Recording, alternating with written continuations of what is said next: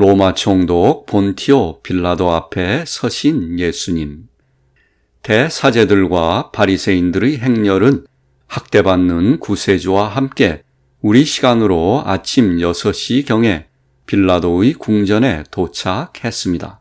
그들이 도착했을 때 빌라도는 계단 위 테라스에서 의자에 기대어 앉아 있었고 장로들과 군인들이 그를 둘러싸고 있었는데 그들은 로마의 지배를 나타내는 견장을 달고 있었습니다.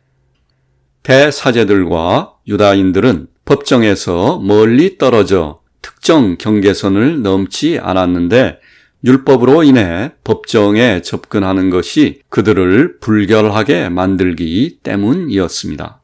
빌라도는 폭도들이 큰 소란을 피우며 몰려와서 예수님을 학대하며 계단 앞에 세우는 것을 보자 일어나서 경멸적인 태도로 그들에게 말했습니다.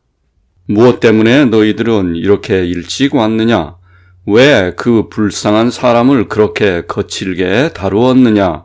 너희는 벌써 그를 죽이기 시작했구나. 그러나 그들은 사형 집행인들에게 그를 재판장으로 내보내라 라고 외쳤습니다. 그런 다음 그들은 빌라도에게 말했습니다. 이 악인에 대한 우리의 고발을 들어주십시오. 우리는 더러워지기 때문에 재판장에 들어갈 수 없습니다. 예수님의 원수들은 그들에 대한 빌라도의 태도에 억울해하며 그들의 요구를 들어달라고 다급하게 주장했습니다. 예수님은 사형 집행관들에 의해 높은 대리석 계단 위로 끌려 올라가 테라스 뒤쪽에 세워졌고 빌라도는 그곳에서 밑에 있는 그분을 고발한 사람들과 이야기할 수 있었습니다. 빌라도는 그토록 많이 들었던 충격적으로 학대받고 훼손되었지만 여전히 품위 있는 모습을 간직하신 예수님을 그의 앞에서 보자 그는 유대의 사제들과 공의회를 더욱더 혐오하고 경멸했습니다. 그 공의회는 일찍이 사람을 보내 사형죄를 범한 나자렛 예수를 넘겨줄 터이니 그에게 선고를 내리라고 했습니다. 하지만 빌라도는 충분히 입증된 증거가 없이는 예수를 정죄하지 않을 것임을 그들이 알도록 했습니다. 그러므로 그는 거만하고 경멸적인 태도로 대사제들에게 이렇게 말했습니다. 이 사람에 대해 무엇을 고발하느냐? 그들은 화가 나서 이렇게 대답했습니다. 그가 악인이라는 것을 우리가 알지 아니하였더라면 그를 당신에게 넘겨주지 않았을 것입니다. 빌라도가 대답했습니다. 그를 데려가라.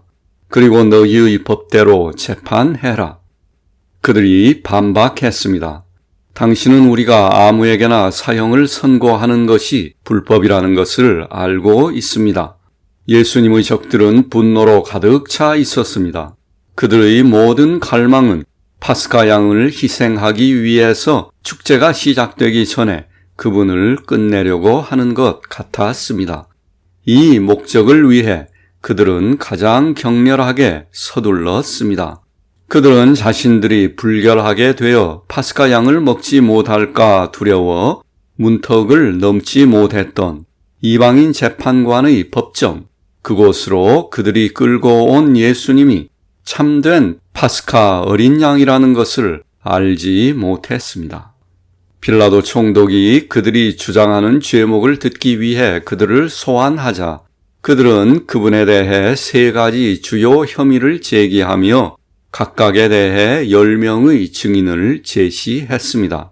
그들은 예수가 황제에 대한 범법자로 보이도록 해서 빌라도가 그를 정죄하도록 강요하는 방식으로 말했습니다. 오직 종교와 성전에 관한 법에서만 자신들이 스스로 판단을 내릴 수 있는 권리가 있는 것처럼 했습니다. 그들이 주장한 첫 번째 혐의는 예수님은 백성을 미혹하는 자요, 평화를 교란하는 자이며 선동자다라는 것이었습니다. 그리고 그들은 이 혐의를 입증하기 위해 증인들을 부르며 그는 두루 다니며 큰 집회를 열고 안식일을 범하며 안식일에 병을 치료합니다. 라고 말했습니다. 그러자 빌라도는 비웃으며 그들을 가로막고 말했습니다. 너희 중에는 병든 사람이 한 명도 없는 것 같구나.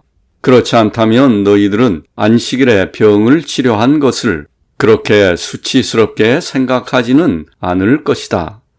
그들은 계속해서 다음과 같이 말했습니다. 그는 무서운 가르침으로 사람을 유혹합니다.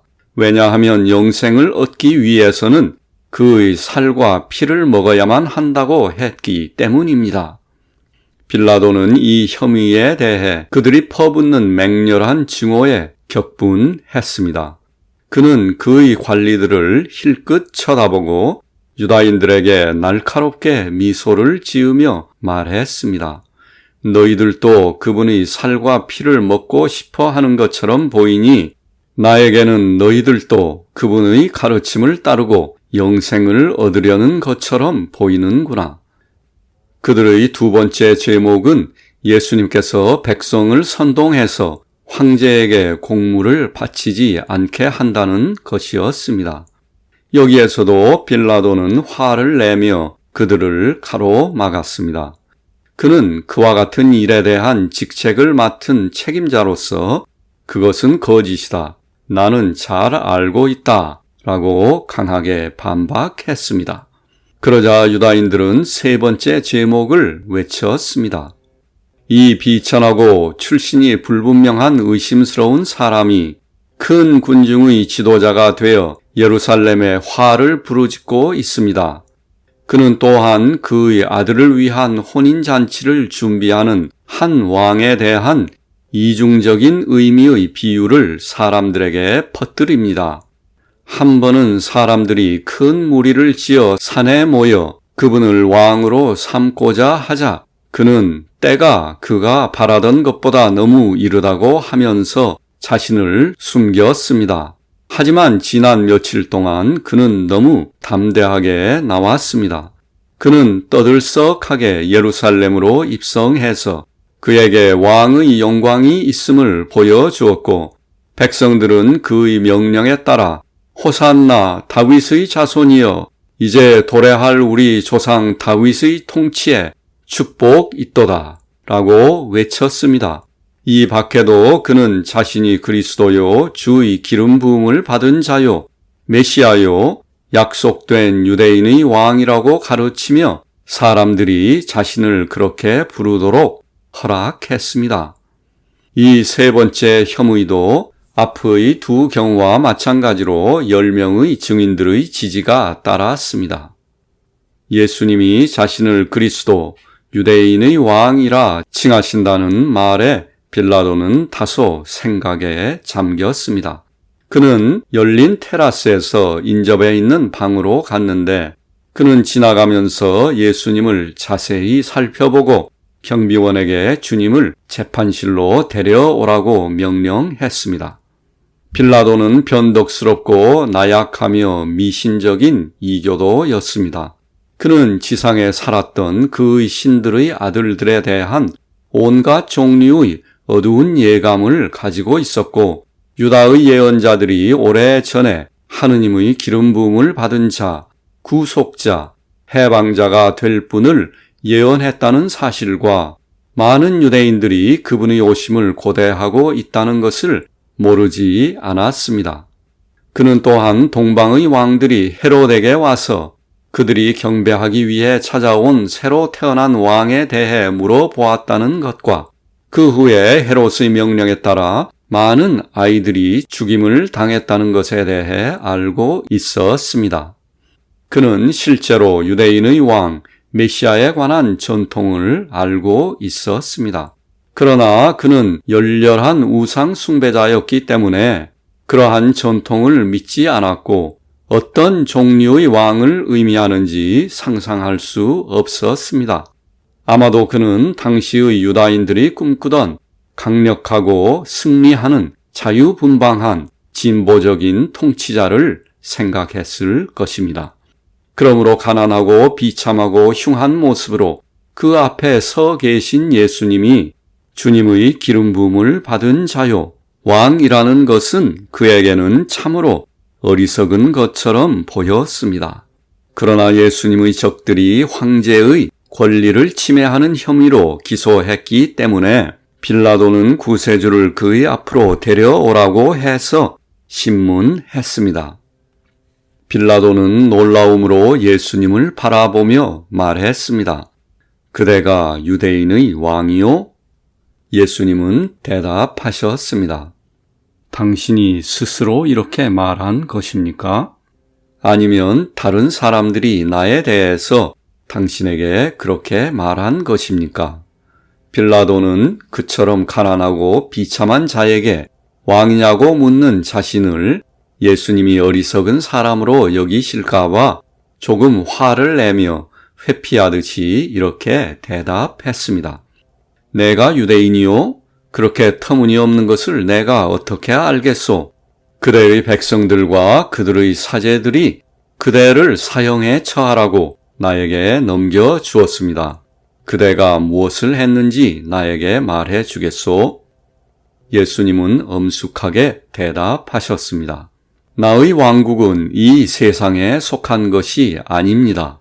만일 내 왕국이 이 세상에 속한 것이었다면 내가 유다인들에게 넘겨지지 않도록 종들로 하여금 나를 위해 싸우도록 했을 것입니다.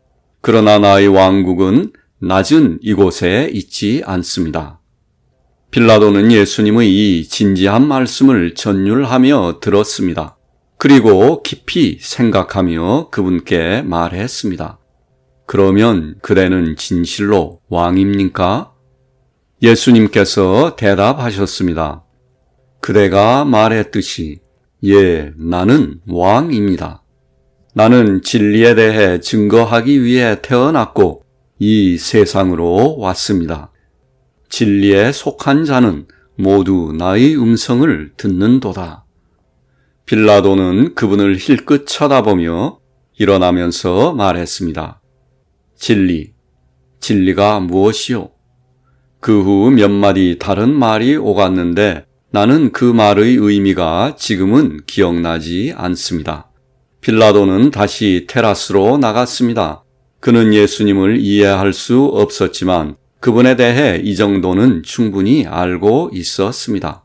그분은 왕이 되어 황제를 골치 아프게 하거나 이 세상의 어떤 왕국도 소유하려고 하지 않는다는 것을 알았습니다. 황제는 다른 세계에 속한 왕국에 대해서는 거의 문제 삼지 않았습니다. 그러므로 빌라도는 테라스에서 밑에 있는 대사제들을 불렀습니다. 나는 이 사람에게서 아무런 죄도 발견하지 못했다. 그러자 예수님의 적들은 새로운 분노에 사로잡혔습니다. 그들은 예수님에 대한 죄목을 쏟아냈고 예수님은 불쌍한 피조물들을 위해 조용히 기도하셨습니다. 빌라도는 그분을 향해 돌아서며 물었습니다.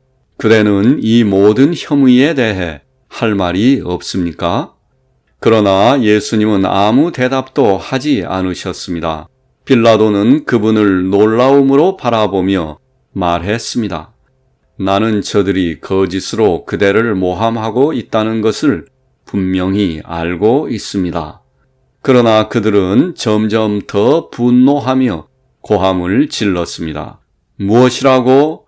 그에게서 아무 죄도 찾지 못했다고? 백성을 선동하는 것이 죄가 아니냐?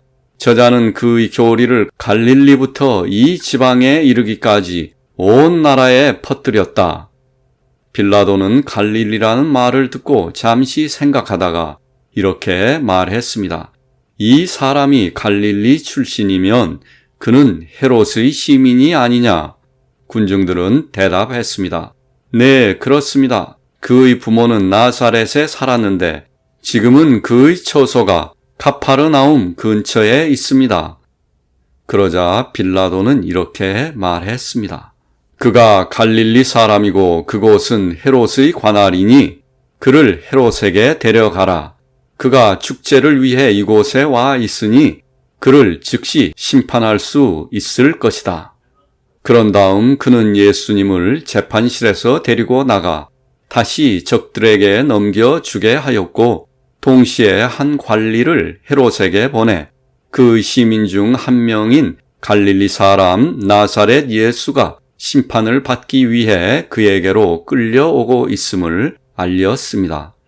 빌라도는 이런 식으로 예수님에 대한 선고를 피할 수 있어서 기뻤는데 이 모든 사태가 그를 불편하게 만들었기 때문이었습니다.